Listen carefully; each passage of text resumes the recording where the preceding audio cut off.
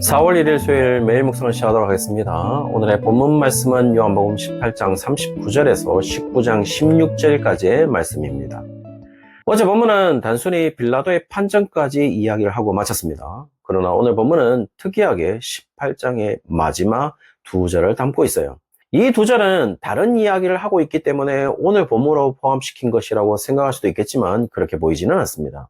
어제 본문에서 빌라도가 유대 당국과는 다른 그룹으로 형성시키면서 예수님의 죽음에서 회피하기 위해서 시도하고 있지만 어제 본문에서 이야기한 것은 빌라도와 유대 당국이 전혀 다른 그룹으로 형성되지 않는다는 사실을 이야기했습니다. 18장에 해당하는 오늘 본문 두 절도 같은 이야기를 하는 것으로 보이는데요. 표면상으로는 6월절이면은 빌라도가 자신의 직권으로 한 사람을 놓아줄 수 있는데 누구를 놓아주기를 원하는가를 물었고 심지어는 예수님을 놓아주기를 원하는지를 39절에 물었음을 이야기하고 있습니다. 그리고 40절에는 유대인들이 소리쳐서 이야기하는데 강도인 바라바를 놓아주라고 이야기하는 장면을 기록하고 있습니다. 여러분은 이 장면이 어떻게 보이십니까? 여전히 빌라도는 예수님을 놓아주고 싶은데 결국 예수님을 죽인 것은 강도 바라바를 놓아주라고 하는 유대인들이라고 말하고 있는 것으로 보이시나요? 저는 그렇게 보이지는 않습니다. 분명 놓아줄 수 있는 권한은 빌라도에게 있었고 유대인들의 뻔한 답을 알면서 묻고 있는 빌라도가 제 입장에서는 더 나빠 보이거든요. 그러므로 지금 예수님 말고 강도인 바라바를 놓아주라고 하는 유대인들이나 분명 어떻게 선택할 줄 알면서 묻는 빌라도는 전혀 다른 그룹의 인간으로 보이지는 않습니다.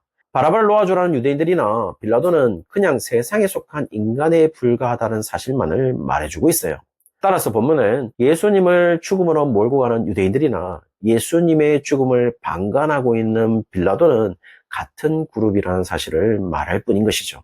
이런 측면에서 지금 예수님의 죽음에 있어서 살인자로서 누구라고 지명하고 있는 것일까요? 유대 지도자들과 종교 지도자들이 대표하고 있는 유대인들, 그리고 충분히 막을 수 있었던 방관자 빌라도라는 사실을 말하고 있는 것은 아닐까요? 이런 사실에 비추어서 예수님의 고난이 시작되는데요. 실제로 빌라도에 의해 시작된 것은 아니에요.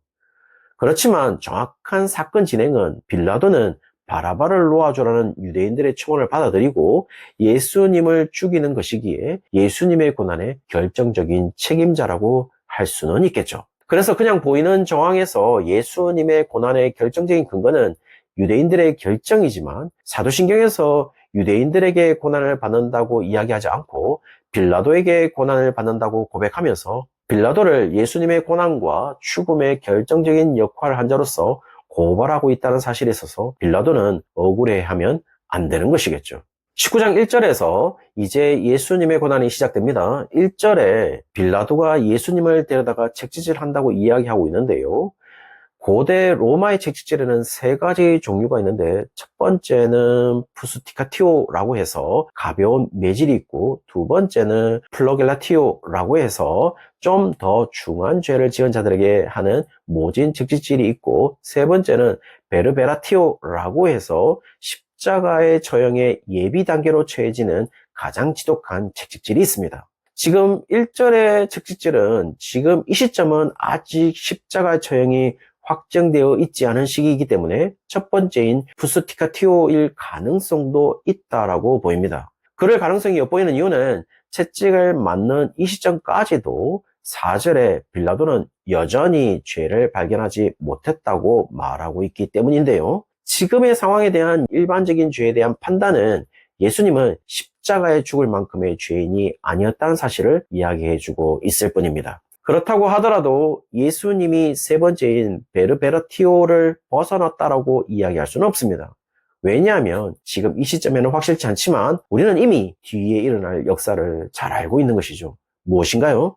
예수님이 십자가에 처형을 당하게 되는 것이죠. 그렇다면 십자가의 처형이 결정된 다음에 채찍은 분명 베르베라티오일 가능성이 높습니다. 예수님의 심각한 고난의 시작을 알리고 있는데요. 이 고난은 과연 어떤 고난이었을까요? 첫 번째는 분명한 것은 예수님에게 육체적인 아픔으로서 고난이었을 것으로 보입니다. 그것은 채찍을 보면 알 수 있는데요. 어마어마한 채찍이었습니다. 조금 전에 언급한 채찍질에 있어서 채찍의 종류를 바꾸어서 가볍게, 중하게, 심각하게 처벌했던 것이 아니라 채찍을 때리는 수로 나누었을 뿐 화면에 보이는 채찍으로 각 가죽끈마다 3조각의 뼈조각과 정갈 모양의 뾰족한 쇳덩어리 36개를 달았다면 채찍을 칠 때마다 살점이 뚝뚝 떨어져 나갔을 것이고 피가 솟구치는 고통을 당했을 것으로 보입니다. 두 번째는 예수님은 철저하게 관계적으로 고립되고 있음을 볼 수가 있는데요. 지금 누구도 예수님의 곁에 남아있는 인간은 아무도 없습니다. 너무도 외로워 보이는 것이죠. 오로지 홀로 거기에서 죽음에 가까운 고난을 당하고 있는 것입니다. 그렇다면 여기에 함께 있는 사람들과의 관계는 어떠할까요? 지금 이 자리에 함께 있는 자는 군인들인데요.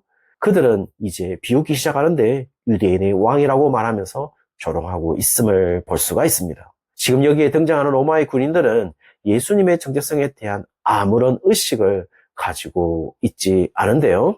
오로지 6절에서 빌라도는 로마의 법으로 죄를 찾지 못했다고 하지만 대제사장들과 아랫사람들이라고 하는 것을 보니 유대 종교 지도자들 역시 십자가에 못 박아야 한다고 주장을 하고 있고 7절에는 유대인들도 법대로 예수님은 죽어야 된다고 생각하고 있어요.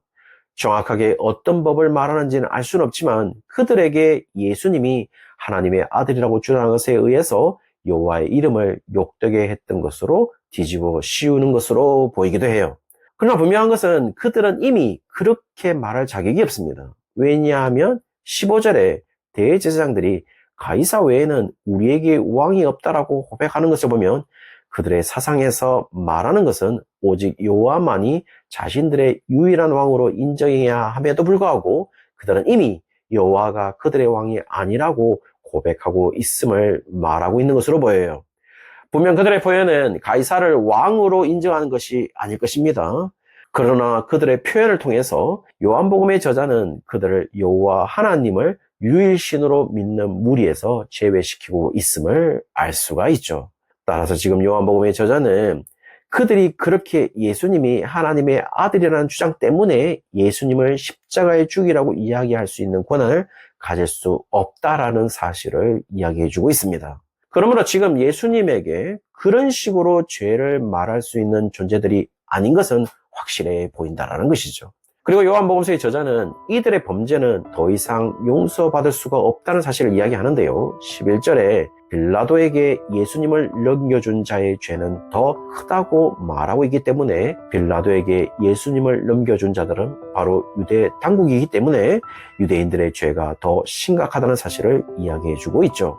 그렇다고 해서 빌라도의 죄가 없는 것은 아니라 9절에서부터 10절에 분명 빌라도가 예수님을 놓아줄 십자가에 못 박을 권한이 있다고 이야기하는 빌라도의 자신의 말로서 빌라도의 죄는 분명해 보입니다. 그러나 그것보다 예수님은 11절에 빌라도의 권한에 대한 대답으로 위에서 주지 아니하셨더라면 예수님을 해야 할 권한이 없다라고 이야기하는 부분은 여기에서 위에서는 하나님을 지시한다면 결국 이 모든 진행은 하나님이 이끄시는 역사의 시간임을 이야기해주고 있는 것이겠죠.